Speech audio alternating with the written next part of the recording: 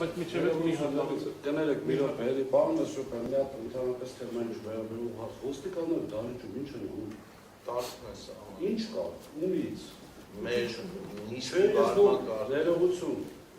Թող դուրսը գտնում են ամոթարի, դու պետք է ստեղ ինչ կա։ Երեք տեսակ ինչ էր կա։ Ինչ էր կա։ Շատ վատ բաներ կա։ Պարոն Ղազարյան չարադառնակ երեք բայց։ Չէ, ես համաձայն ներողություն եմ, թողի ավարտել։ Ավարտեք ողոց։ Ուրեմն հարգելի հայրենակիցներ, դալիճում գտնում են ոստիկաններ,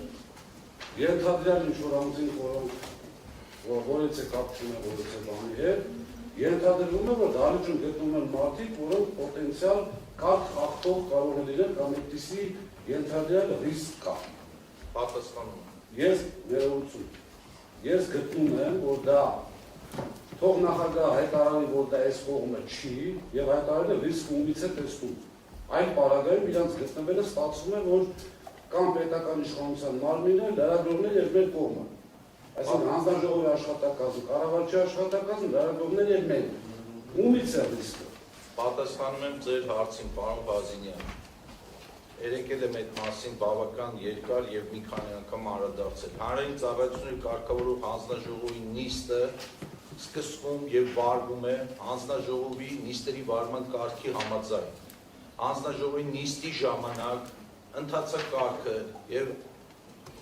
վարման կարգը առհասարակ որոշում է այդ կարգով իրավասություն տրված անձանց, տվյալ դեպքում նիստի վարողին եւ տվյալ դեպքում հանձնաժողովի նախագահին։ Հանձնաժողովի նիստերին իրավունք ունի մասնակցելու հանձնաժողովի նիստերը դռնբաց նիստեր են եւ հանձնաժողովի նիստերին իրավունք ունեն մասնակցելու Հայաստանի Հանրապետության բոլոր այն քաղաքացիները, որոնք նախապես գրանցվել են աշխատակազմում նիստերի օրակարգը տեղադրելուց եւ հայտարարելուց առաջ եւ հետեւաբար բարձրապնդում անել, որ այս կամ այն անձնավորությունը ինչ գործ ունի դահլիճում, դա անընդունելի պնդում է եւ սրանով բերեք սահմանափակվեք։